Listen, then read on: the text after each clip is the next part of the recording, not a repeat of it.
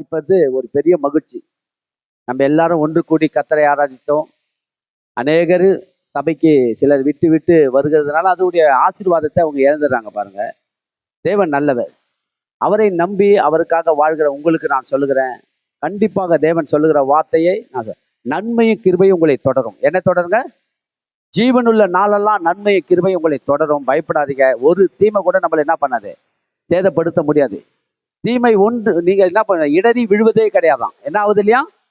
கர்த்தருடைய வார்த்தையின்படி நடக்கிற உத்தம மார்க்கத்தார்களே, நீங்க இடறி விழுவதே கிடையாது. எந்த இடத்துலையும் இடறி விழ மாட்டீங்க. கர்த்தருக்கு பயந்து நடக்கும்போது கண்டிப்பாக நான் சொல்றேன், அவரை நம்பி அவரை சார்ந்து வாழ்கிற உங்களுக்கு இந்த பூமியில நன்மையும் கிருபையும் உங்களை எப்பொழுதும் தொடரும். ஏன்னு சொன்னா தாவீது தெளிவா சொல்லியிருக்கிறார். தாவீது ஆண்டவராகிய கர்த்தரை ஏற்றுக்கொண்ட பிறகு அவன் பட்ட நன்மைகள், சந்தோஷம், சமாதானம், இதெல்லாம் உலகம் தர முடியாத சமாதானம், சந்தோஷம் அவன் நிறைய பெற்றுக்கொண்டு இந்த வசனத்தை எழுதுறார். நன்மை கிருபை என் வாழ்விலே தொடரும்.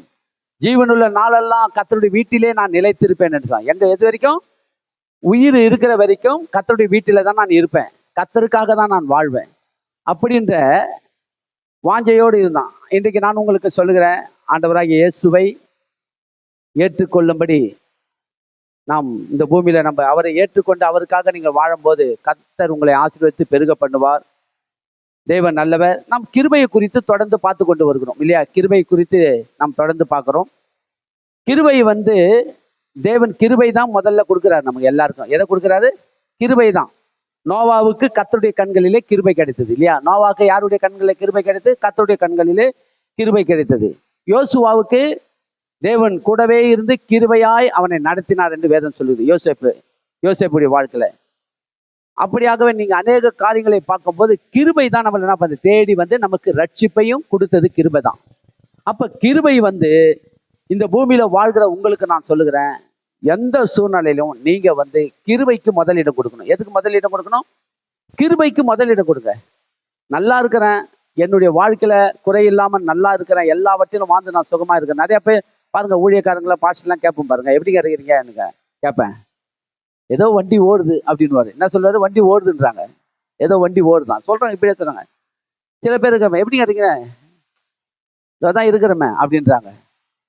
பாருங்க, என்னத்துக்கு என்ன வார்த்தை, இவ்வளவு அருமையான வார்த்தையை கொண்டு இன்னைக்கு நல்லா வாழுற வாழ்க்கைய தேவன் எல்லாம் நிறைவுள்ளதா இருக்கும்போது குறைவுள்ளவர்களா வாழ வேண்டிய அவசியமே இல்லை. தேவன் எல்லாவற்றையும் நிறைவா கொடுக்குறாங்க. என்ன பார்த்தீங்கன்னா, எங்க யாரு கேட்டாலும் சரி நல்லா இருக்கிறாங்க, குறையில்லாத இருக்கிறாங்க. ஏன்னா அதான் உண்மை. குறையில்லாம தேவன் நம்மளை வைத்திருக்கிறாரு. நம்ம எப்படி பேசணும்?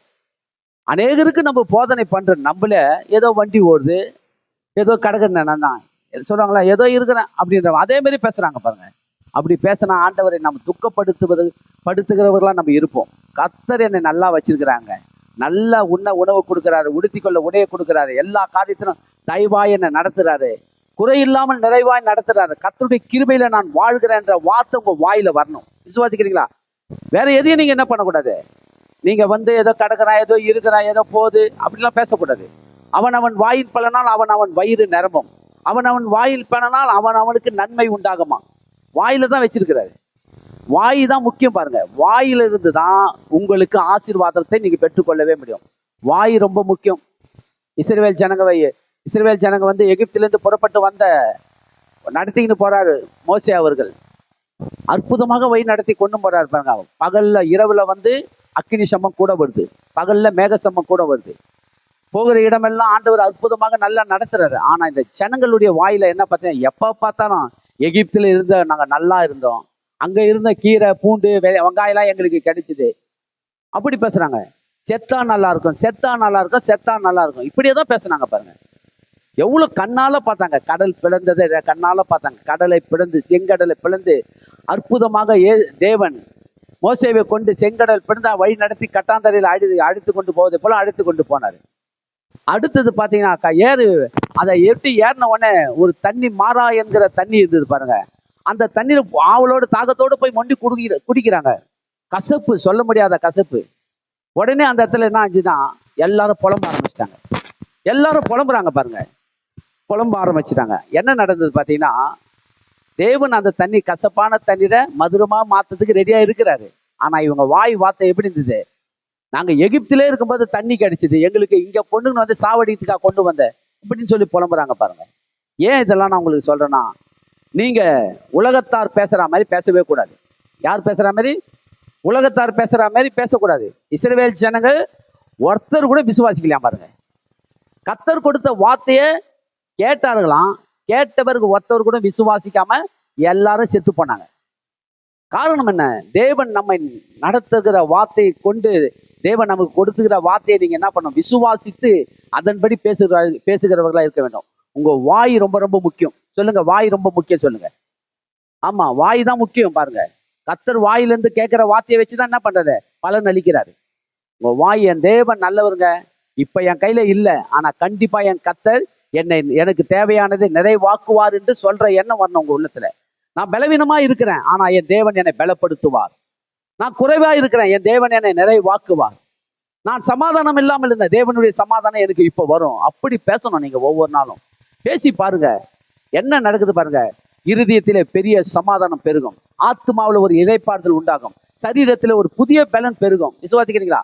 இப்ப நம்ம எடுத்துக்கொள்ளுவோம் சங்கீத புத்தகம் 63ஆம் அதிகாரம் 3ஆம் வசனத்தை படிங்க.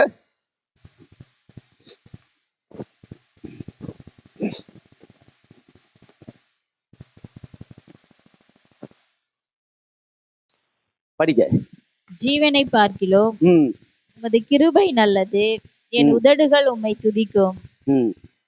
நாளும் படிக்க.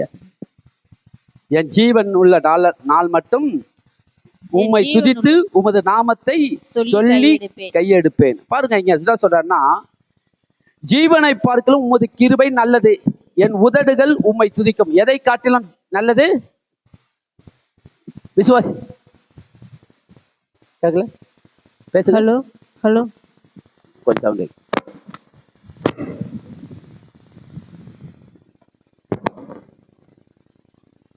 ஹலோ. இங்கே சொல்ற வார்த்தையை கவனிங்க. ஜீவனை பார்க்கலும் உமது கிருபை நல்லது, என் உதடுகள் உம்மை துதிக்கும். இன்றைக்கு சாதாரண ஒரு மனுஷனை கூப்பிட்டு எதுப்பா இருக்கிறதுலே சிறந்ததுன்னு கேட்டீங்கன்னா, உயிர் தான் முக்கியம் முதல்ல, இல்லையா? உயிர் இருந்தால் தான் மற்றது எல்லாத்தையும் நம்ம என்ன பண்ண முடியும்? அனுபவிக்க முடியும். உயிர் ரொம்ப ரொம்ப முக்கியம். உயிர் இல்லைன்னா ஒண்ணுமே கிடையாது. இது ஒரு பூத உடலுக்கு ஒப்பா இருக்கிறது. அப்ப உலகம் சொல்லுது உயிர் தாங்க நம்பர் 1 அப்படின்னு சொல்லுது. ஆனா இங்க வேத புத்தகத்தை எழுதினவர் இவர் சொல்றாரு, ஜீவனை காட்டிலும் உமது கிருபை தான் முதல்ல இடம். எது முதலிடம்? கிருபை. ஆமா, உலக மக்கள் சொல்லுது உயிர் தாங்க ஃபர்ஸ்ட் நம்பர் 1 அப்படி சொல்றாங்க. ஆனா இத வேத புத்தகத்தை எழுதினவர் சொல்றாரு, ஜீவனை பார்க்கிற உமது கிருபை நல்லது. ஏன்னா அந்த கிருபை தான் நம்மள என்ன பண்ணுது? இந்த பூமியில நல்லா வாழ வைக்குது. அந்த கிருபை தான். அந்த ஜீவன் இந்த ஜீவன் நல்லா தீர்க்காய்ச்சோட இருக்கணும்னா கிருபை நமக்கு முதல்ல வேணும். எது வேணுங்க? முதல்ல கிருபை. ஜீவன் முதல்ல வேணுமா, கிருபை முதல்ல வேணுமா அப்படின்னு கேட்டா எனக்கு கிருபை தான் முதல்ல வேணும். நீங்க சொல்லணும், முதல்ல எது வேணும்? கிருபை. கிருபை இருந்தாதான் அந்த ஜீவன் எப்படி இருக்கும் பாத்தீங்கன்னா, குறையில்லாமல் நிறைவா இருக்கும். அந்த ஜீவனுக்குள்ளே சமாதானம் நிறைந்திருக்கும். அப்ப இங்க சொல்றாரு, ஜீவனை பார்க்க உமது கிருபை நல்லது, என் உதடுகள் உம்மை துதிக்கும். என் ஜீவனுள்ள மட்டும் நான் உம்மை துதித்து உமது நாமத்தை என்ன பண்ணுவேன்? சொல்லி கையெடுப்பேன் என்று சொல்றாரு. அப்ப இன்றைக்கு நான் உங்களுக்கு சொல்லுகிறேன், ஜீவனை காட்டிலும் இந்த உயிரை காட்டிலும் என் தேவ கிருபை தாங்க எனக்கு முதல்ல. அப்படி என்ற வார்த்தை உங்க வாயில வரணும். விசுவாசிக்கிறீங்களா? இந்த வார்த்தைக்கு நீங்க முதலிடம் கொடுப்பீங்கன்னு சொன்னா கண்டிப்பாக சொல்றேன், நீங்க தேவனுடைய கிருபையை நீங்கள் மேன்மைப்படுத்தும் போது கர்த்தர் கண்டிப்பாக அந்த கிருபையில உங்களை பெருக பண்ணுவார். எடுத்துக்கொள்ளுங்க 66ஆம் அதிகாரம் சங்கீதம் 66 19 படிங்க, 19 20 படிங்க. 19ஆம் வசனம் 20ஆம் வசனம். மெய்யாய் தேவன் எனக்கு செவி கொடுத்தார், என் ஜெபத்தின் சத்தத்தை கேட்டார். என் ஜெபத்தை தள்ளாமலும் தமது கிருபையை என்னை விட்டு விலக்காமலும் இருந்த தேவனுக்கு ஸ்தோத்திரம் உண்டாவதாக. ஆமா, தேவன் மெய்யாய் தேவன் எனக்கு எனக்கு செவி கொடுத்தார், என் ஜெபத்தின் சத்தத்தை கேட்டார். இப்ப எத்தனை பேர் ஜெபம் பண்ணும் போது உங்களுக்கு நீங்க இப்ப நம்ம ஆவி முதல்ல செத்து போயிருந்தது. நம்ம ஆவி பாவத்தின் நிமித்தம் நம்ம ஆவி செத்து போயிருந்தது. இன்றைக்கு இந்த ஆவி உயிர்ப்பிக்கப்பட்டாச்சு.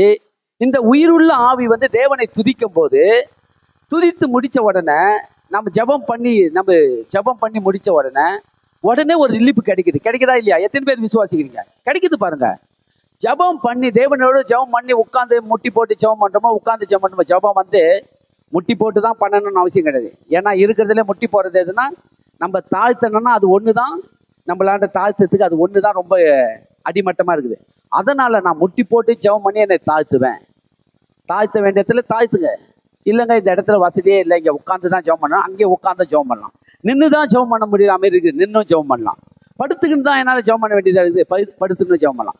ஆனாலும் நீங்கள் பண்ணுற ஜெபம் தேவன் கேட்டாரா கேட்கலையான்றது உங்களுக்கு நல்லாவே தெரியும்.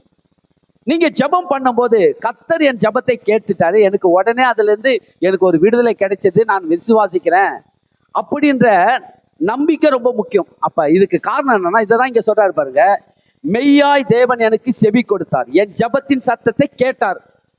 அப்ப நீங்களும் ஜெபம் பண்ணும்போது கர்த்தர் உங்கள் ஜெபத்துக்கு பதில் கொடுக்குறார். இன்னைக்கு எல்லாரும் பாத்தீங்கன்னா மனுஷன் கையினால செய்யப்பட்ட ஒரு சிலைக்கு முன்னாக போய் அழுகுறாங்க, புலம்புறாங்க, என்னென்னமோ சொல்றாங்க, அவங்க குறையெல்லாம் சொல்றாங்க. அது கண் இருந்து காண்பதில்லை, காது இருந்து கேட்கறதில்லை, மூக்கு இருந்து முகருவதில்லை, வாய் இருந்து பேசுவதில்லை, கை இருந்தும் அசைவதில்லை, கால் இருந்து நடப்பதில்லை, தொண்டை இருந்தும் சத்தம் இடுவதில்லை. அது உங்களுக்கு பதில் கொடுக்குமா? கொடுக்கவே கொடுக்காது. ஏன்னு சொன்னா மனுஷன் விருப்பத்துக்கு உண்டான ஒரு சிலையை ஏற்படுத்தி வச்சுக்கலாம் இல்லையா? இப்போ கூட போன வாரம் கூட ஒரு இந்த இடத்துல ஒரு பிரம்மாண்டமான ஒரு சிலையை நாங்கள் உருவாக்கி இருக்கிறோம், 36 அடி உயரத்தில் ஒரு சிலையை நாங்கள் உருவாக்கி கடவுளை ஏற்படுத்தி வச்சிருக்கோம் அப்படின்றாங்க. நீ 36 அடி செஞ்சா இன்னொருத்தன் 72 அடி செய்வான். அவன் 72 அடி செஞ்சாலும் இன்னொருத்தன் 100 அடி செய்வான். அது கிட்ட போய் நீங்க என்னதான் கோப்பாடு போட்டாலும் அது உங்களுக்கு பதில் கொடுங்க. ஏன்னா மனுஷன் கையினால செய்யப்பட்ட ஒரு சாதாரண ஒரு களிமண், அந்த களிமண்ணை எடுத்து தெய்வத்தை விடுவாங்க. ஆனா நீங்களும் நானும் ஆராதிக்கிற தேவன் எப்படிப்பட்டவர்? உங்கள் இருதயத்துக்குள்ளே இருந்து வாசம் பண்ணுகிற தேவன். நீங்க ஜெபம் பண்ண உடனே உங்களுக்கு பதில் கொடுக்கிறாரா கொடுக்கலையான்றது நல்லாவே தெரியும். எனக்கு நல்லா தெரியுது பாருங்க. ஒவ்வொரு சூழ்நிலையில நான் ஜெபிக்கும் போது கர்த்தர் பதில் கொடுக்கிறார் பாருங்க. அதை நான் பெற்றுக்கொண்டு அந்த இடத்துல இருந்து எனக்கு ஒரு நல்ல ரிசல்ட் கிடைக்குது, நல்ல பதில் கிடைக்குது, அதுல இருந்து எனக்கு ஒரு மீட்பு கிடைக்குது. தேவன் எனக்கு கிடைக்கிறத என்னால என்ன பண்ண முடியும்? என்னால சாட்சியா சொல்ல முடியும். நீங்களும் இங்க என்ன சொல்ற பாரு, 20ஆம் வசனம் படிக்கிறேன், என் ஜெபத்தை தள்ளாமலும் தமது கிருபையை என்னை விட்டு விலகாமலும் இருந்த தேவனுக்கு சோத்திரம். எத்தனை பேர் விசுவாசிக்கிறீங்க? தமது கிருபையை உங்களுக்கு தருகிறவர் கூட இருக்கிறார். கலங்காதீங்க. இந்த உலகத்துல நான் உங்களுக்கு சொல்றேன், என்னை ஆற்றுவார் இல்லை, தேற்றுவார் இல்லை, என்னை விசாரிக்கிறவர் ஒருவரும் இல்லை அப்படின்னு சொல்லி நீங்க கலங்குவீர்கள் என்று சொன்னா, நான் உங்களுக்கு உறுதியா சொல்றேன், உங்களை விசாரிக்கிறவர் ஒருவர் இருக்கிறார். வருத்தப்பட்டு பாரம் சுமக்கிறவர்கள் நீங்க என்கிட்ட வாங்க, நான் உங்களுக்கு இளைப்பாறுதலை தருகிறேன். கவனிக்கிறீங்களா? இளைப்பாறுதல் என்று சொன்னா இவருடைய சாந்தத்தையும், இவருடைய தயவையும், இவருடைய இரக்கத்தையும், இவருடைய அறிவு, இவருடைய புத்தி, இவருடைய ஞானத்தை கொடுத்து நம்ம நடத்துறாராம்.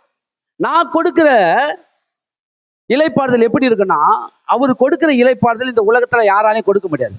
முதல்ல என்ன கொடுப்பான்னு பாத்தீங்கன்னா, கலக்கத்தோடு இருக்கிறவர்களுக்கு, ஒரு குழப்பத்தில் இருக்கிறவங்களுக்கு முதல்ல ஒரு சமாதானத்தை கொடுக்கிறாரு. சமாதானத்தை கொடுத்த உடனே அடுத்தது ஒரு நல்ல ஒரு அறிவியும் புத்தியும் ஞானத்தையும் உள்ள அனுப்புறாரு. அனுப்பி என்னுடைய நுகத்தை நான் உங்களுக்கு தரேன். அது எப்படி இருக்கும்? லெகுவா இருக்குமா? எப்படி இருக்காது? லெகுவா இருக்கும். அப்ப இவரிடத்துல நீங்க வந்திருக்கிற உங்களுக்கு நான் சொல்றேன், உங்க ஜெபத்துக்கு கண்டிப்பாக பதில் கொடுப்பார். அவருடைய கிருபை என்ன ஆகும்? தமது கிருபை என்னை விட்டு விலகாமலும் இருந்த தேவனுக்கு ஸ்தோத்திரம் உண்டாவதாக. விசுவாசிக்கிறீங்களா? 59:14 படிங்க. 59:14 படிங்க. 14:15 படிங்க.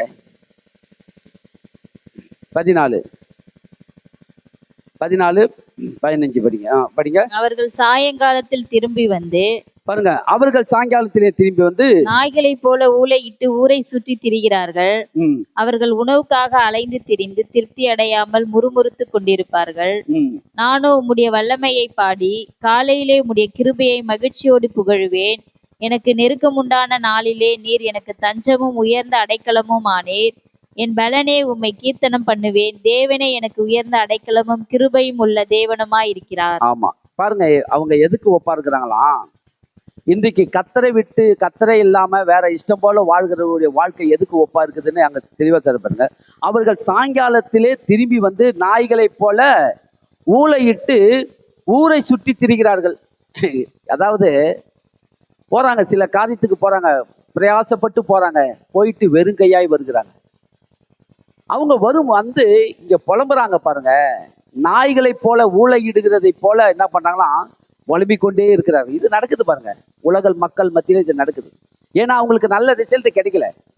அவங்க காலையில போயிட்டு சாயங்காலம் வரைக்கும் பிரயாசப்பட்டு ஒரு காரியத்தை செய்யும் போது அதுல என்ன மன உளைச்சல் உண்டாகி நாயை போல ஊளை விடுகிறதுக்கு ஒப்பாய் இருக்கிறார்கள் என்று இந்த மனுஷன் சொல்றாரு. இந்த உலகத்திலே தேவனை வேண்டாம் என்று சொல்லி, இயேசுவை வேண்டாம் என்று சொல்லி வாழ்கிறவருடைய வாழ்க்கை எதுக்கு ஒப்பா இருக்குன்னா, அவர்கள் சாயங்காலத்திலே திரும்பி வந்து நாய்களை போல ஊளையிட்டு ஊரை சுற்றி திரிகிறார்கள். எங்க போய் சொல்லலாம்? நம்மளுடைய கஷ்டத்தை யார்கிட்ட போய் சொல்லலாம்? நம்ம குறைய யார்கிட்ட போய் சொல்லலாம்? அந்த அக்கா வீட்டுக்கு போகலாமா, அந்த அண்ணன் வீட்டுக்கு போகலாமா, மாமா வீட்டுக்கு போகலாமா, அங்க போகலாமா, இங்க போகலாமா, ஓடி ஓடி ஓடி குறைய சொல்லுவதுக்காக அங்க ஓடுறாங்க. ஆனா நான் கர்த்தரை நம்புகிற நீங்களும் நானும் எங்க போவோம்?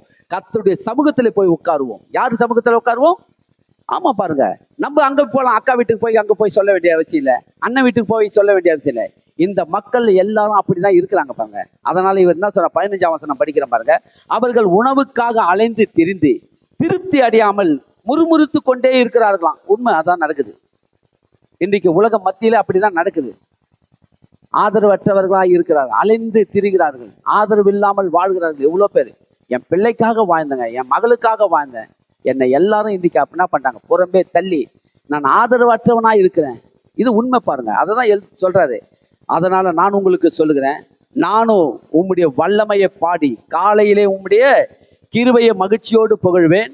எனக்கு நெருக்கம் உண்டான நாளிலே நீர் எனக்கு தஞ்சமும் உயர்ந்த அடைக்கலமா இருக்கிறேன். அப்படி இருக்கணுங்க. ஆனா இந்த மனுஷன் என்ன சொல்றாரு, நானும் நாய்கள் ஊளையிடுவதை போல ஊரெல்லாம் திரிஞ்சு போய் அங்க போய் இங்க போய் அவங்க கிட்ட போய் சொல்லலாம், இவங்க கிட்ட போய் சொல்லலாம், என் குறைய சொல்றதுக்கு கேட்கறதுக்கு யார் இருக்கிறாங்கன்னு சொல்லி அங்க இங்க போய் நாய்களை போல நான் ஊளையிடாமல் அவர்களை போல அலைந்து தெரியாம நான் என்ன பண்ணுவேன்னா, அவர் சொல்ற, நானும் உம்முடைய வல்லமையை பாடுவேன். யாரை பாடுவாராம்? உமது வல்லமையை பாடுவேன். கர்த்தர் நல்லவர், அவர் கிருபை என்றும் உள்ளது, அவர் எனக்கு போதுமானவர்.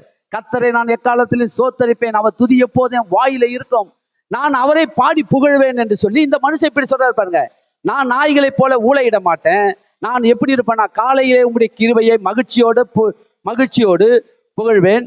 எனக்கு நெருக்கம் உண்டாகும் நாளிலே, அவருக்கு நெருக்கம் வரலன்னு சொல்லல, வரும், அவருக்கு நெருக்கம் வருது. இப்ப நமக்கெல்லாம் நெருக்கம் வருதா இல்லையா? வருது பாருங்க. நமக்கு சில நேரத்துல நெருக்கம், உபத்திரவங்கள், அநேக பிரச்சனைகள் வருது. வரும்போது நெருக்கம் உண்டாகும் நேரத்துல நான் என்ன பண்ணுவாராம் அந்த மனுஷன் சொல்றாரு பாருங்க, நெருக்கம் உண்டாகும் நாளிலே நீர் எனக்கு தஞ்சம் உயர்ந்த அடைக்கலம் ஆனீர். யாரு எந்த தஞ்சத்தை நாடி போவாராம்? தேவன் நீரே என் தஞ்சம் ஆண்டவரே, உண்மை நான் நம்பி வந்திருக்கிறேன். நெருக்கம் உண்டாகும் போது இந்த நெருக்கத்துக்கு யார் நல்ல சொல்யூஷனை உண்டாக்குவாங்க? யாருக்கிட்ட போகலாம்? ஊர் தலைவர்கிட்ட போகலாமா? எம்எல்ஏ கிட்ட போகலாமா? அந்த அதிகாரி கிட்ட போகலாமா? இல்ல, என்னை அழைத்தவர்கிட்ட நான் போவேன். யாருக்கிட்ட போவேன்?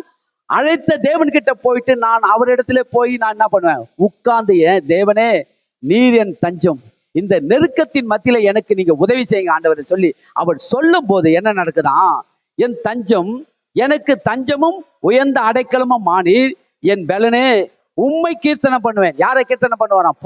புலம்ப மாட்டாராம். அவரு புலம்புற வார்த்தை அவர் வாயில வராது. இந்த புலம்புற எண்ணத்தை நம்ம வாயில வரவே கூடாது. நான் எப்படி பாடுபட்டேன், நான் எப்படி இதை பண்ண இதை பண்ண சொல்லி இன்னைக்கு வீட்டுல பாத்தீங்கன்னா புலம்பிக்கின்னு இருக்கிறாங்க பாருங்க.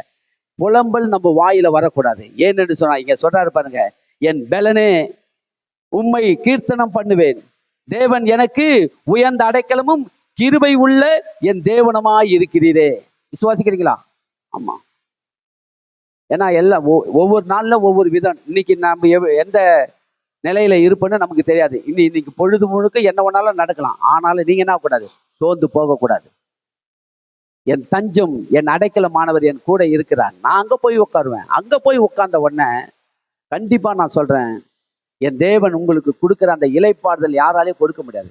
எல்லா புத்திக்கும் மேலான தேவ சமாதானம் உங்கள் இருதயங்களிலும் உங்கள் சிந்தைகளிலும் கிறிஸ்து இயேசுக்குள்ளாக உங்களுக்கு உண்டாகிறதை பக்கத்தில் இருக்கிறவனுக்கு தெரியாது, உங்களுக்கு நல்லாவே தெரியும். விசுவாசிக்கிறீங்களா?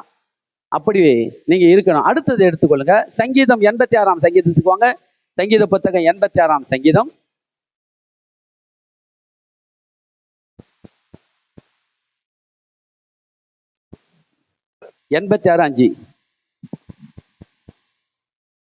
அஞ்சிலிருந்து படிங்க. ஆண்டவரே படிங்க. நீர் நல்லவரும் மன்னிக்கிறவரும், உம்மை நோக்கி கூப்பிட யாவர் மேலும் கிருபை மிகுந்தவருமாய் இருக்கிறீர். கர்த்தாவே, என் ஜெபத்திற்கு செவி கொடுத்து என் விண்ணப்பங்களின் சத்தத்தை கவனியும். நான் துயரப்படுகிற நாளில் உம்மை நோக்கி கூப்பிடுவேன், நீர் என்னை கேட்டருளுவீர். ஆண்டவரே, தேவர்களுக்குள்ளே உம்மை நிகரும் இல்லை, உம்முடைய கிரியைகளுக்கு ஒப்பும் இல்லை. ஆண்டவரே, நீர் உண்டாக்கின எல்லா ஜாதிகளும் வந்து உமக்கு முன்பாக பணிந்து உமது நாமத்தை மகிமைப்படுத்துவார்கள். தேவரீர் மகத்துவம் உள்ளவரும் அதிசயங்களை செய்கிறோமா இருக்கிறீர். நீர் ஒருவரே தேவன். கர்த்தாவே, உமது வழியை எனக்கு போதியும். நான் உமது சத்தியத்திலே நடப்பேன். நான் உமது நாமத்திற்கு பயந்திருக்கும்படி என் இருதயத்தை ஒருமுகப்படுத்தும். என் தேவனாகிய ஆண்டவரே, உம்மை என் முழு இருதயத்தோடும் துதித்து உமது நாமத்தை என்றென்றைக்கும் மகிமைப்படுத்துவேன். நீர் எனக்கு பாராட்டின உமது கிருபை பெரியது. என் ஆத்துமாவை தாழ்ந்த பாதாளத்திற்கு தப்புவித்தேன். தேவனே, அகங்காரிகள் எனக்கு விரோதமாய் எழும்புகிறார்கள். கொடுமைக்காரராகிய கூட்டத்தார் என் பிராணனை வாங்க தேடுகிறார்கள். உம்மை தங்களுக்கு முன்பாக நிறுத்தி நோக்காதிருக்கிறார்கள். ஆனாலும் ஆண்டவரே, நீர் மன உருக்கமும் இரக்கமும் நீடிய பொறுமையும் பூரண கிருபையும் சத்தியமும் உள்ள தேவன். போதும், நிறுத்திங்க. பாருங்க, இங்க என்ன சொல்றேன்னா, இந்த சங்கீத புத்தகத்தை எழுதினவர் இது யார் எழுதினா, இதுவும் தாவீது தான் எழுதியிருக்கிறார். பாருங்க, அவர் சொல்றாரு, தாவீதின் விண்ணப்பம் இல்லையா, இது என்னது? இது விண்ணப்பம், ஜபத்துல வச்சு ஜபம் பண்றாரு இந்த மனுஷன். என்ன சொல்றாரு பாத்தீங்கன்னா, ஆண்டவரே நீ நல்லவர். ஆண்டவர் எப்படிங்க? நல்லவர். கையை உடைக்கிறவரா, காப்பாத்துகிறவரா? ஆண்டவர் ஒரு நாளும் நமக்கு கேட செய்கிறவரே கிடையாது. இந்த ஆண்டவனுக்கு கண்ணே இல்லைங்க. என் குடும்பத்தை இப்படி ஆகிட்டாரு. கர்த்தர் குடும்பத்தை கெடுக்கிறவர் அல்ல. அவர் கெடுக்கிறவர் அல்ல, வாழ்வழிக்கிற தெய்வம். அவர் வாழ்வழிக்கிற ஆண்டவர். இவரை பத்தி சில பேருக்கு தெரியல. பாருங்க, இவ்வளோ நல்ல ஆண்டவர் எப்படி சொல்றாரு பாருங்க. தாவீது என்ன சொல்றாரு பாருங்க, ஆண்டவரே நீர் நல்லவரும் மன்னிக்கிறவரும், உம்மை நோக்கி கூப்பிடுகிற யாவர் மேலும் கிருபை மிகுந்தவருமாய் இருக்கிறீர்.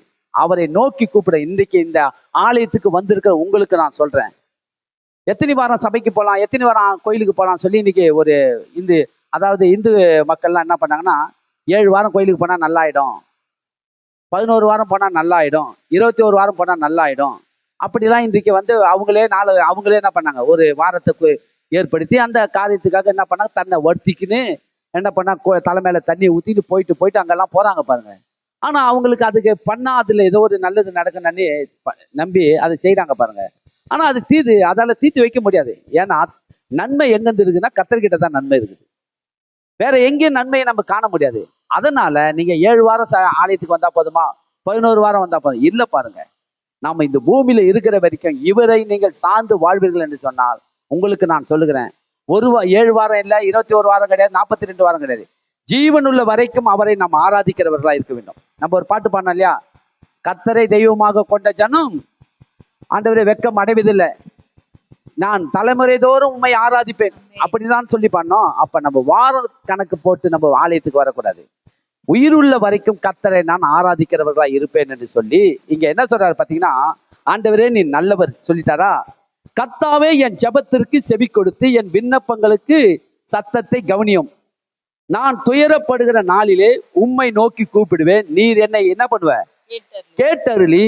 ஆண்டவரே தேவர்களுக்குள்ளே உமக்கு நிகரவும் இல்லை, உம்முடைய கிரியைகளுக்கு ஒப்பும் இல்லை. ஆண்டவரே நீர் உண்டாக்கின எல்லா ஜாதிகளும் வந்து உமக்கு முன்பாக பணிந்து உமது நாமத்தை மகிமைப்படுத்துவார்கள்.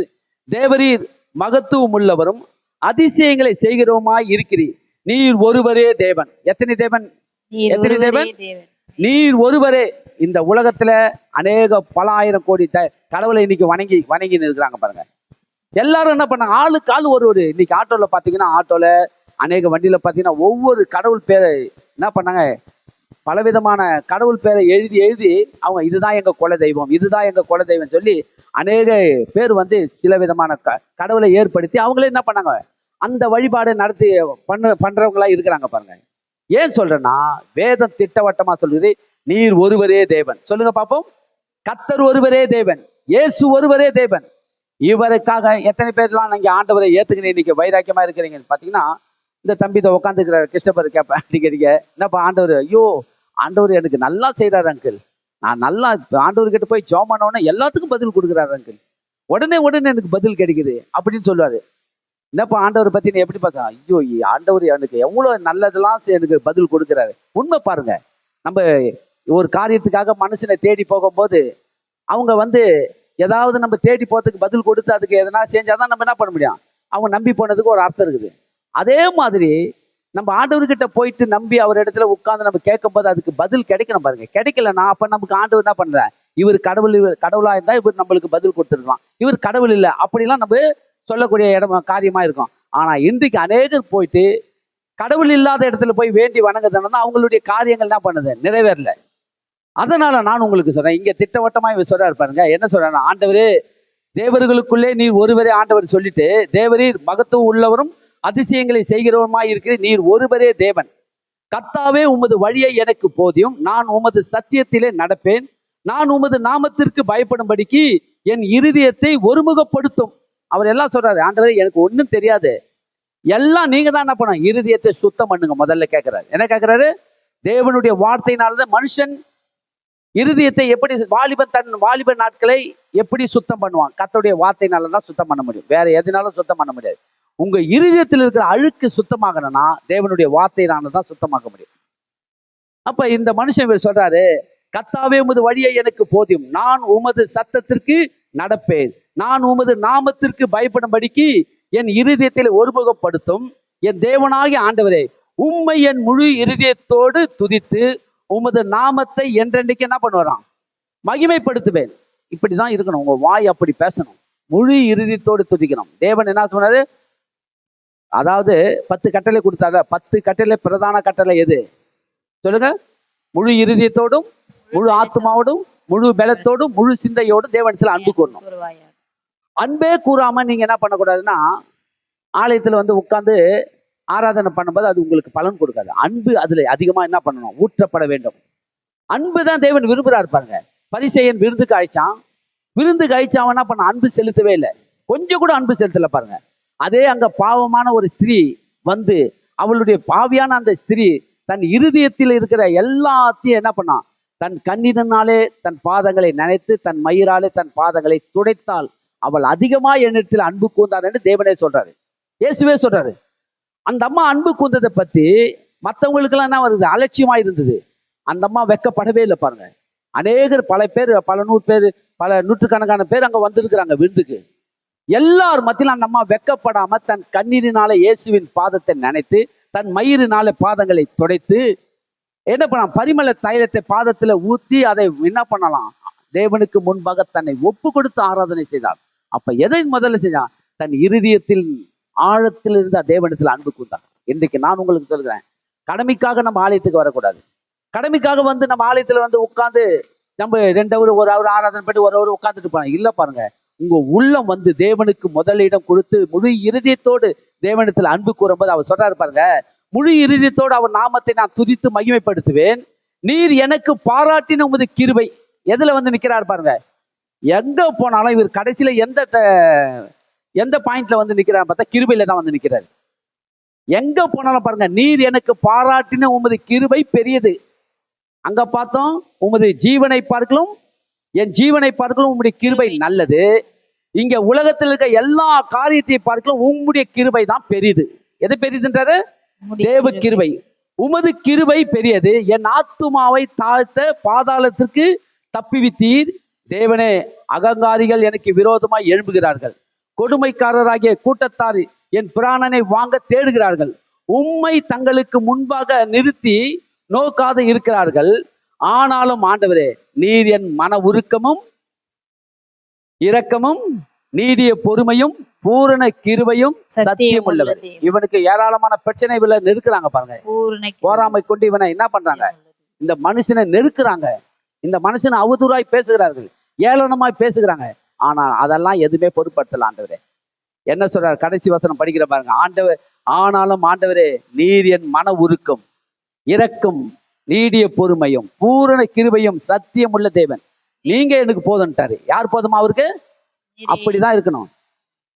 இன்றைக்கு உலகத்துல வாழ்கிற உங்களை யார் கைவிட்டாலும் நீங்க கவலைப்படாதீங்க, உங்களை கைவிடாத கர்த்தர் ஒருவர் இருக்கிறார். விசுவாசிக்கிறீங்களா? எத்தனை பேர் விசுவாசிக்கிறீங்க? கைவிடாத கர்த்தர். 1992 நான் ஆண்டவராகி இயேசுவை ஏற்றுக்கொள்ளும் போது அவரை பத்தி எனக்கு சரியா, ஆண்டவரை பத்தி எனக்கு சரியாவே தெரியாது. ஏன்னா ஆண்டவரை பத்தி தெரிஞ்சுக்கணும்னா அது நம்ம என்ன பண்ணோம், அதிகமா அவருடைய அன்பில கிட்டிச்சுன்னா வேதத்தை படிக்கணும், இதெல்லாம் நம்ம படிக்க படிக்க போதனையை நல்லா கேட்கணும். ஆனா 1992 ஆண்டவரை ஏத்துக்கணும். ஒண்ணு மட்டும் எனக்கு நல்லா தெளிவா இருந்தது, எனக்குள்ள இருந்து அந்த பொல்லாத பிசாசு என்னை விட்டு ஓடி போனதை நான் அறிந்து கொண்டேன். தேவன் என்னை அதிலிருந்து விடுதலை ஆக்கினார். பிசாசின் பிடியிலிருந்து என்னை விடுதலை ஆக்கி குமாரன் விடுதலை ஆக்கினார். மெய்யான விடுதலை என்று நான் அன்றைக்கு அறிந்து கொண்டேன். இவர் தான் தெய்வம். எங்கெங்கயோ நான் போய் அலைந்து திரிந்து எனக்குள்ள இருக்கிற இந்த பொல்லாத பிசாசை துரத்துவதுக்காக எங்கெங்கயோ போன பாருங்க. மந்திரவாதி கிட்ட போறேன், பாண்டிச்சேரியில எங்கேயோ கூட்டு போனாங்க, அங்க போனா அங்க எனக்கு முன்ன அங்க இருக்குது. அது எங்க போனாலும் என்னை தொந்தரவு பண்ணிக்கினே இருந்து பாருங்க. ஆனால் பிசாசின் பிடியிலிருந்து என்னை விடுதலை ஆக்கி ஆண்டவர் இன்னைக்கு ரட்சிப்பை கொடுத்து இன்றைக்கு தேவனோடு நான் அவருடைய அன்பிலே கிட்ட சேரும் போதெல்லாம் ஆண்டவர் எனக்கு பதில் கொடுக்கிறத நான் ஒவ்வொரு காரியத்தையும் நான் அறிகிறேன் பாருங்க. எந்த காரியத்தை எடுத்தாலும் கர்த்தர் வெற்றியாய் முடிக்கிறதுக்கு தேவன் கூட இருந்து நடத்துகிறார். முடியுமா முடியாதா அப்படின்ற எண்ணமே என் உள்ளத்துல வந்ததே கிடையாது பாருங்க. துவக்குவேன், தேவன் நீங்க முடிப்பீங்கப்பா, நான் விசுவாசிக்கிறேன். ஏன்னு சொன்னால் நம்ம தேவன் அப்படிப்பட்ட தேவன். துவக்கத்துக்கு அவர் தான் என்ன பண்றாரு, எண்ணத்தை உருவாக்குறாரு. அதை முடிக்கிறதுக்கு தேவையான எல்லா பொருளாதாரத்தையும் தேவன் ஏற்படுத்துகிறாரு. கர்த்தர் ரொம்ப நல்லவருங்க. இவரை தவிர நீங்க வேற யாரையும் நீங்க வணங்காம இவரையே சேவிப்பீர்கள் சொன்னா கண்டிப்பா இந்த பூமியில நீங்கள் அஸ்திபாரம், எப்படிப்பட்ட அஸ்திபாரத்து மேல நிலை கொண்டிருக்கிறேன்னா கண்மலையாகிய கிறிஸ்து மேல கட்டப்பட்ட இந்த அஸ்திபாரம் என்றென்றைக்கும் நிலைத்து நிற்கும். விசுவாசிக்கிறீங்களா? அப்ப நீங்க என்ன பண்றீங்க? அவர் சொல்றாரு பாருங்க இல்லையா, அவரை நான் ஆனாலும் உங்களுடைய கிருபை எனக்கு பூரணமாய் சத்தியமாய் உள்ளது. எடுத்துக்கொள்ளுங்க. எபிரேயர் புத்தகத்துக்கு வாங்க. இங்க இன்னும் எபிரேயர் புத்தகத்துல வாங்க. இங்க நான் காட்டுறேன் பாருங்க. எபிரேயர் புத்தகத்தை எழுதினவர் என்ன சொல்றாரு பாருங்க. எல்லாரும் திருப்பி கொள்ளுங்க. எபிரேயர் புத்தகம், எபிரேயர் 12ஆம் அதிகாரம் 15 இருந்து படிப்போம்.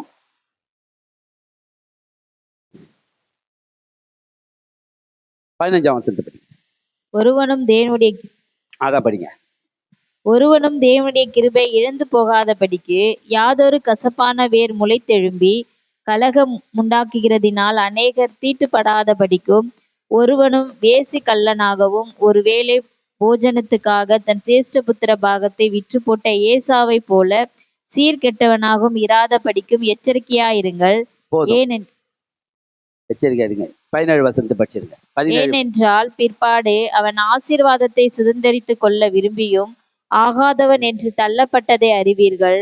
அவன் கண்ணீர் விட்டு கவலையோடே தேடியும் மனமாறுதலை காணாமற் போனான். போதும், நிறுத்திங்க. இங்க என்ன சொல்றாரு பாத்தீங்கன்னா, ஒருவனும் தேவனுடைய கிருபையை என்ன பண்ணக்கூடாது, இழந்து போகாதபடிக்கு யாதொரு கசப்பான வேறு முளைத்து எழும்பி கலகம் உண்டாக்குறதுனாலே அநேக தீட்டுப்படாதபடிக்கு. இங்க என்ன சொல்றாருன்னா, கிருபையை தேவன் உங்களுக்கு அளித்திருக்கிறார். கிருபையை நீங்க என்ன பண்ணக்கூடாதுன்னா அலட்சியப்படுத்தக்கூடாது. என்ன பண்ணக்கூடாது? ஏன்னா கிருபை உங்க கூடவே தான் இருக்குது. அந்த கிருபை இருக்கிற இடத்துல நீங்க என்ன பண்ணிடக்கூடாதுன்னா, கிருபையை நீங்க தூக்கி ஓரம் வச்சுட்டு தேவையில்லாத காரியத்தை செய்யும் போது கிருபை உங்களை விட்டு வெளியே போயிடுது. கிருபை உங்களை விட்டுனா இது அதுக்கு இந்த எபிரேயர் புத்தகத்தை எழுதினவர் யாரை ஒப்பிட்டு பேசுறாரு பாத்தீங்கன்னா, என்ன சொல்றாரு படிக்கிறேன் பாருங்க. ஒருவனும் தேவனுடைய கிருபையை இழந்து போகாதபடிக்கு. கவனிக்கிறீங்களா? கர்த்தர் கொடுத்த கிருபையை என்ன பண்ணக்கூடாது சொல்லுங்க, என்ன பண்ணக்கூடாது?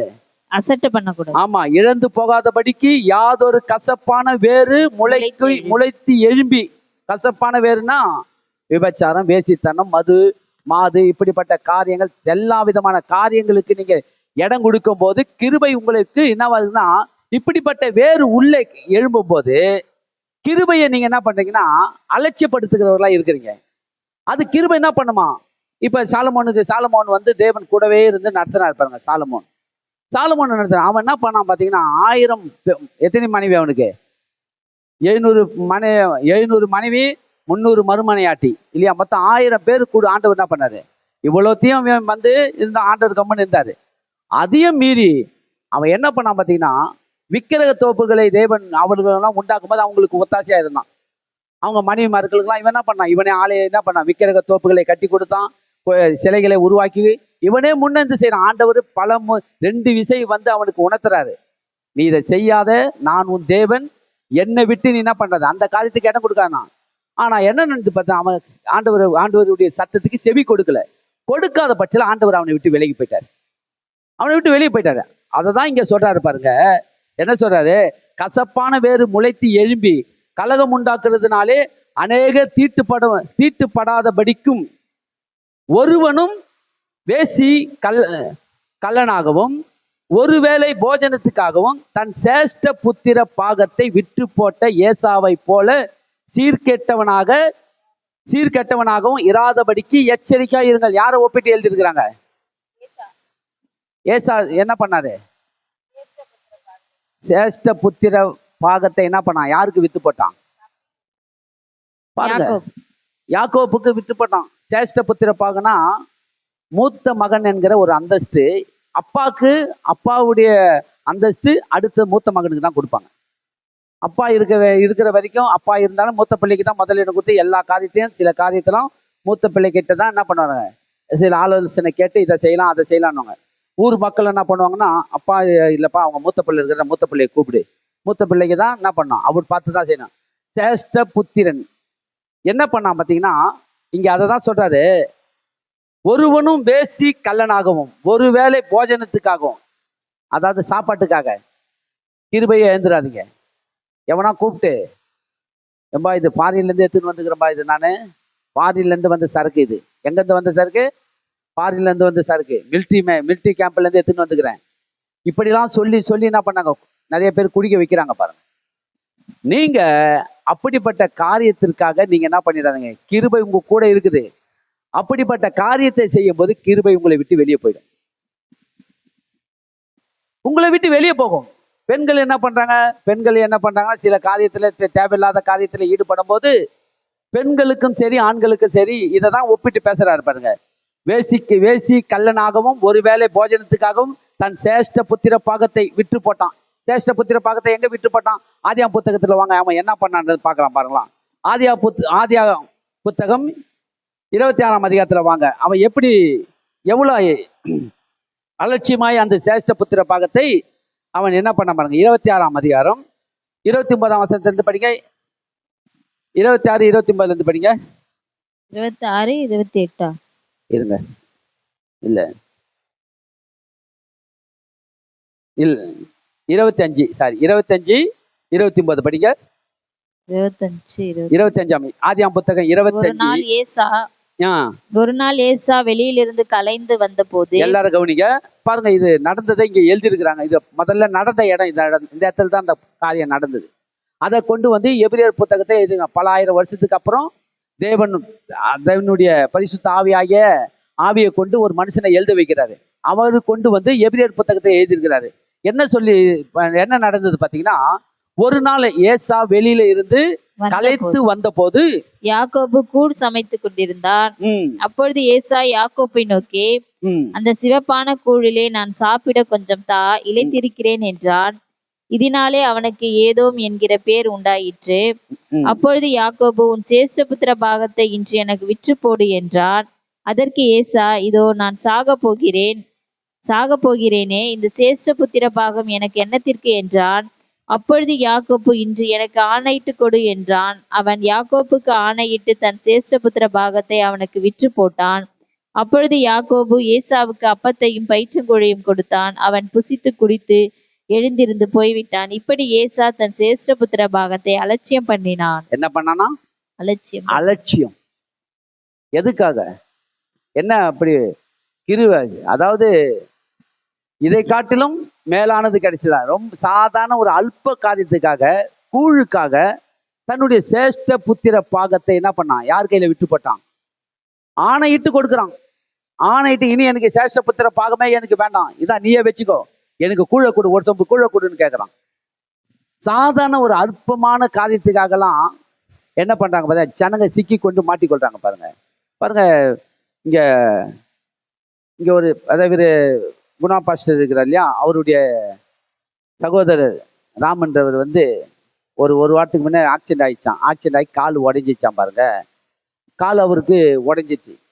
ஆண்டவர் ஏற்றுக்கின்னு ஞானஸ்தானம்லாம் ஆண்டவர் ஏற்றுக்கினாரு பாருங்க. ஞானஸ்தானம் எதுக்கு எடுக்கிறோம் பார்த்தீங்கன்னா, தேவனோடு உடன்படிக்கை பண்ணுகிறோம். ஆண்டவரே, வாழ்விலும் தாழ்விலும் உயர்வானாலும் தாழ்வானாலும் உமக்காக வாழ்வ ஆண்டவரே, உண்மையே சார்ந்து வாழ, உமக்கு பிரியமில்லாததை இனி நான் செய்ய மாட்டேன், அப்படி எனக்குள்ள இருக்கிறதெல்லாம் என்ன ஆண்டவரை எடுத்து போடுங்க சொல்லி தான் நம்ம ஆண்டவர்கிட்ட ஒப்புரவாகி நம்ம ஞானஸ்தானம் எடுக்கணும்.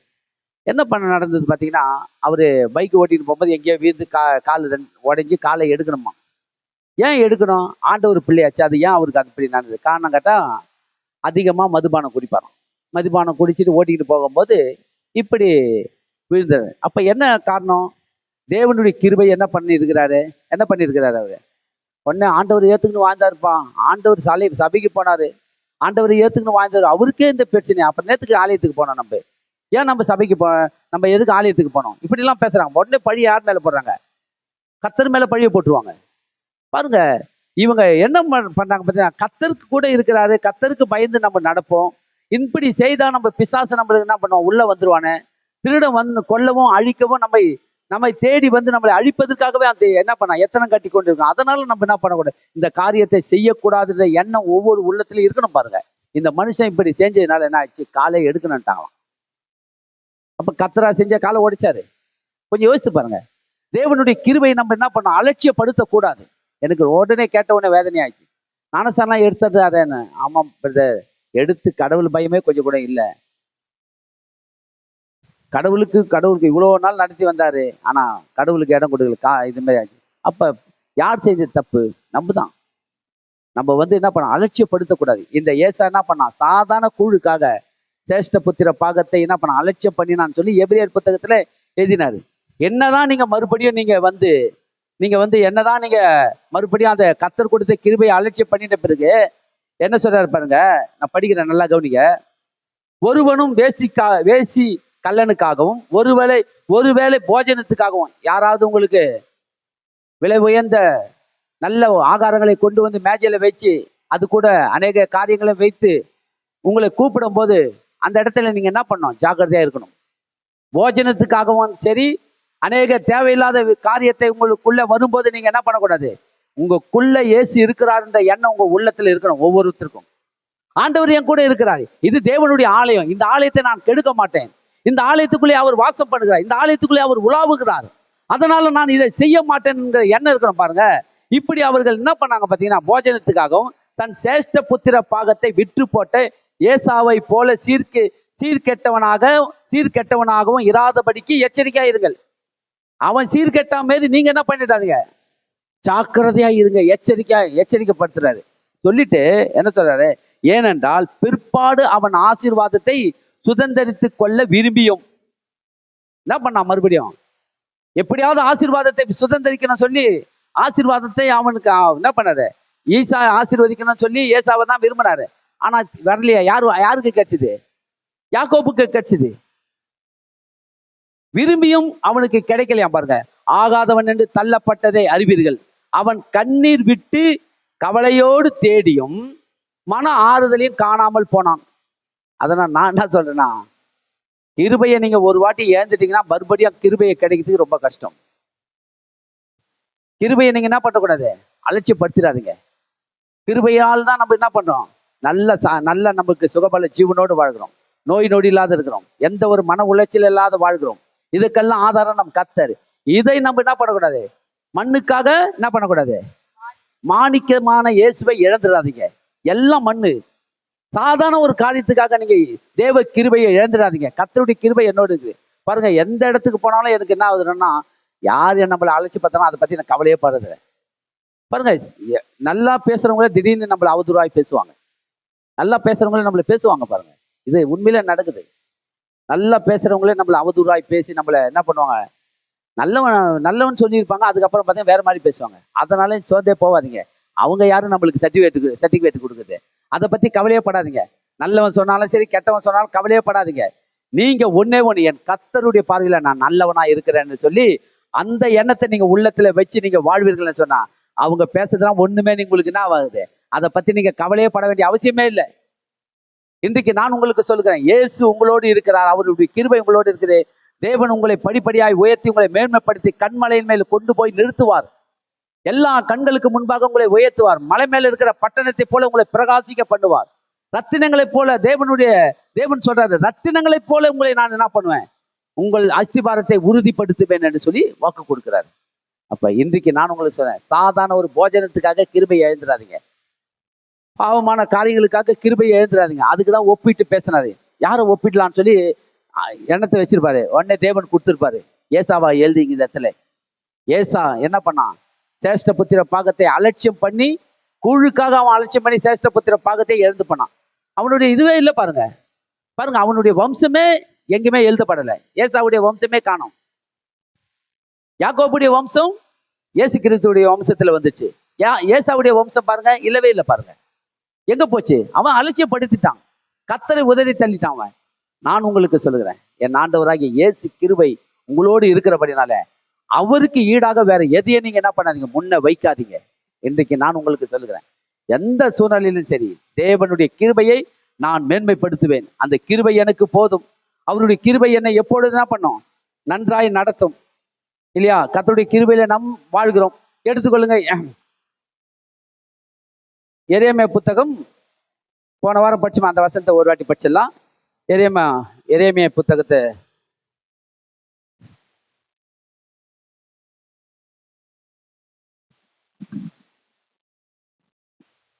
23 படிங்க.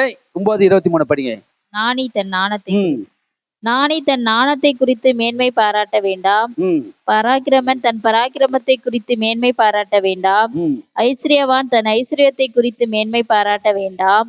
மேன்மை பாராட்டுகிறவன் பூமியிலே கிருபையையும் நியாயத்தையும் நீதியையும் செய்கிற கர்த்தர் நான் என்று என்னை அறிந்து உணர்ந்திருக்கிறதை குறித்தே மேன்மை பாராட்ட கடவன் என்று கர்த்தர் சொல்லுகிறார். இவைகளின் மேல் பிரியமா இருக்கிறேன் என்று கர்த்தர் சொல்லுகிறார். ஆமா, எது மேல பிரியமா இருக்கிறாராம்? நீதி, நீங்க நல்ல அறிவுள்ளவர்கள், நீங்க நல்ல புத்தி உள்ளவர்கள், நீங்க நல்ல ஐஸ்வர்யத்தை சேர்த்து வச்சுக்கிறீங்க, அதனால உங்கள் மேல நான் பிரியமா இருக்கிறேன்னு சொல்லி ஆண்டவர் அதெல்லாம் சொல்லல பாருங்க. என்ன சொல்றேன்னா, நானி தன் ஞானத்தை குறித்து என்ன பண்ணக்கூடாது. ஆமா, நீங்க எவ்வளவுதான் படிச்சிருந்தாலும் சரி, எத்தனை டிகிரி வாங்கியிருந்தாலும் சரி, அந்த டிகிரியை வச்சு நீங்க என்ன பண்ணக்கூடாது, மேன்மைப்படுத்துகிறவர்களா இருக்கக்கூடாது. நீங்க 1 டிகிரி 2 டிகிரி 3 டிகிரி வாங்கியிருந்தாலும் பரவாயில்ல, நல்லது.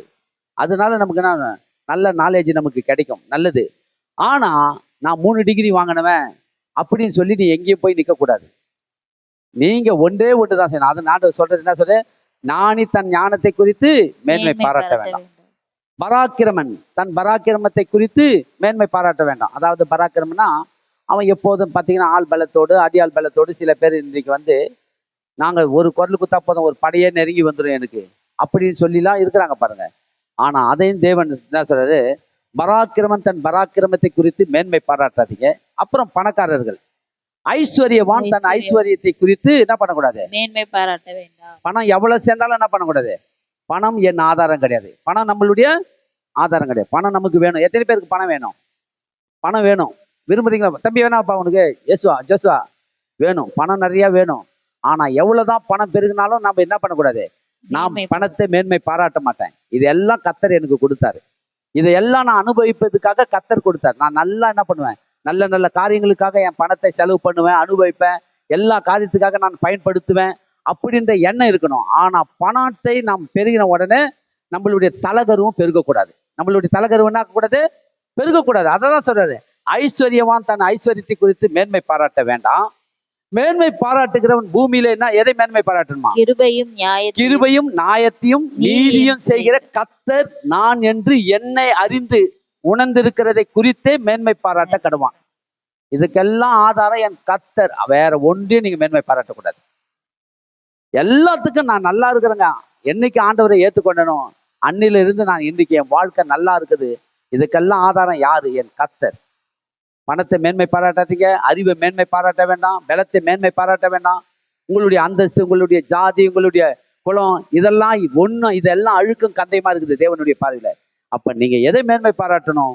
என் தேவனுடைய கிருபை, கர்த்தர் நான் என்று என்னை அறிந்து உணர்ந்திருக்கிறதே மேன்மை பாராட்ட கடுவான் என்று கர்த்தர் சொல்லுகிறாய். இவைகள் மேல என்னவா இருக்கிறாராம் தேவன்? எது மேல தேவன் பிரியமா இருக்கிறாரு? இந்த காரிய கிருபையை யார் மேன்மை பாராட்டுகிறானோ அது மேலதான் தேவன் பிரியமா இருக்கிறார்.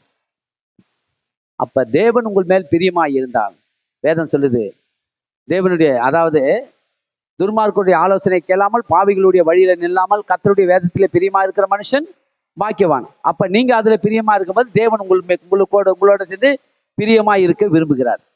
அப்ப தேவனுடைய பிரியமும் உங்களுடைய பிரியமும் எதுல இருக்கணும்? தேவனுடைய வார்த்தை மேல இருக்கணும். அப்ப ஆண்டவர் என்ன சொல்றாரு, இந்த மேலதான் நான் பிரியமா இருக்கிறேன், என்னுடைய கிருபையை நம்பி வாடுகிறவர்கள் மேல் நான் பிரியமா இருக்கிறேன்னு சொல்றேன். அப்ப கர்த்தர் உங்கள் மேல் பிரியமா இருக்க விரும்புறீங்களா? எத்தனை பேர் விரும்புறீங்க? ஆமா, பாருங்க, கர்த்தருடைய கிருபையை நீங்கள் சார்ந்து வாழுங்க. இன்றைக்கு நான் உங்களுக்கு சொல்லுகிறேன், ஆண்டவராகிய இயேசுவை ஏற்றுக்கொண்டவங்க கெட்டு போவதே மாட்டார்கள். யாருமே ஆண்டவர் கைவிட மாட்டார். தேவன் சொல்றார், நான் உன்னை விட்டு விலக மாட்டேன், உன்னை கைவிட மாட்டேன். அதனால நீங்க என்ன பண்ணுங்க, மலைகள் விலகும், பர்வதங்கள் நிலை மாறி போகும், எல்லாமே மாறும். நான் மட்டும் மாற மாட்டேன்ட்டாரு தேவன். நீங்கள் ஆராதிக்கிற தேவன் உங்களை விட மாட்டாரு, உங்களை கைவிட மாட்டாரு. உங்களை எல்லாவற்றிலும் உங்களை கூட இருந்து நடத்துவார். அவருடைய கிருபை உங்களோடு கூட இருக்குது. அதனால நீங்க என்ன பண்ண, கிருபையை நம்ம என்ன பண்ணக்கூடாது, ஏசாவை போல நம்ம என்ன பண்ணக்கூடாது, அவன் சேஷ்ட புத்திர பாகத்தை அலட்சியம் பண்ணினது போல தேவன் கொடுத்த அந்த கிருபை நம்ம என்ன பண்ணக்கூடாது, அலட்சியப்படுத்தக்கூடாது. ஏன்னா நிறைய பேர் பார்த்தீங்கன்னா அநேகர் அலட்சியப்படுத்திடுறாங்க. அலட்சியப்படுத்தி ஊழியெல்லாம் கெட்டு போயிருந்து நிறைய பேர் ஊழியெல்லாம் கூட பாதியிலே நின்று போய்க்குது. கர்த்தர் கொடுத்த அந்த கிருபை என்ன பண்றாங்க, கிருபை கொண்டு நடத்துறாரு. அவங்க என்ன பண்றாங்கன்னா அவங்களுக்குள்ள அந்த பெருமையின் ஆவி உள்ள வந்து என்ன பண்ணாங்க, ஊழியமே கெட்டு போயிடுது. அவங்க கை வச்சா, நான் கை வச்சோன்னே ஜெபம் இங்க நடக்குது, அற்புதம் நடக்குது, அப்படிதான் பேசுறாங்களே கண்டி. இதுக்கெல்லாம் ஆதாரம் கர்த்தருடைய கிருபை என்றது உயர்த்துவதில்லை. அப்ப இதுக்கெல்லாம் ஆதாரம் யாரு, தேவ கிருபை. அதை தான் சொல்றாரு ஆண்டவர். அப்ப நீங்களும் நானும் அவருடைய கிருபையை மேன்மைப்படுத்துவோம். நம்ம நல்லா இருப்போம் அந்த பூமியில. எப்படி இருப்பீங்கன்னு சொன்னா, என்னால உறுதியா சொல்ல முடியும், முதிர் வயதிலும் கனிகளை உங்களால கொடுக்க முடியும். பூஷ்டியும் பசுமையுமாய் உங்களால வாழ முடியும். பிள்ளைகளுடைய பிள்ளைகளை உங்களால காண முடியும். முதிர் வயதுல கனிகள் என்று சொன்னால், அதாவது யாருக்கும் நீங்க தொந்தரவு கொடுக்க மாட்டீங்க. வயசானவொடனே சில பேர் வீட்டுல பாத்தீங்கன்னா, இது கேள்வி எப்பதான் சாவம் தெரியல, இதனால நான் எங்கேயும் போக முடியாது, என்ன பண்றேன், இதனாலே நான் அவசரப்பட்டேன், இதை வச்சுக்கு நான் பாடு எடுத்து கிடக்குறேன் பாரு. உண்மைதான், அதெல்லாம் ஒரு பெரிய சாபம். அதெல்லாம் பாருங்க, பெரிய சாபம். அந்த சாபம் என்ன ஆகுதுன்னா, அவங்களுக்கு தொல்லையை கொடுக்குற மாதிரியே தான் இருக்கும் அந்த. அதனால ஆனா நீங்களும் நானும் அப்படி இருக்க மாட்டோம். முதிர் வயதுல கனிகளை கொடுப்பீங்கன்னா உங்களுக்கு தேவையான எல்லாம் நீங்களே செய்யற அளவுக்கு தேவன் உங்களை பலன் கொண்டு நடத்துவார். அப்படிப்பட்ட வாழ்க்கையை யாரால கொடுக்க முடியும், கர்த்தரால் தான் கொடுக்க முடியும். நீங்களும் நானும் நல்லா இருப்போம், முதிர் வயதிலும் கனிகளை கொடுப்போம், பூஷ்டியும் பசுமையுமா இருப்போம். பிள்ளைகளுடைய பிள்ளைகளை நல்லா இந்த பூமியில நம்ம பார்க்க முடியும். பேர பிள்ளைகளுடைய பேர பிள்ளைகள் எல்லாம் பார்த்து அவர்களெல்லாம் நம்ம ஆசீர்வதிக்கிற அளவுக்கு தேவன் நம்மளை இந்த பூமியில வச்சிருப்பார். தேவன் நல்லவர். இவரை நம்பி இவரை சார்ந்து வாழுங்க. தேவனுடைய கிருபைக்கு முதலிடம் கொடுங்க, வேற எதுக்கும் முதலிடம் கொடுக்காதீங்க. கர்த்தர் உங்களை ஆசீர்வதிப்பாராக. நம்ம எல்லாரும் எழுந்திருப்போம். என்னது டம்மு கீழே போட்டாங்க.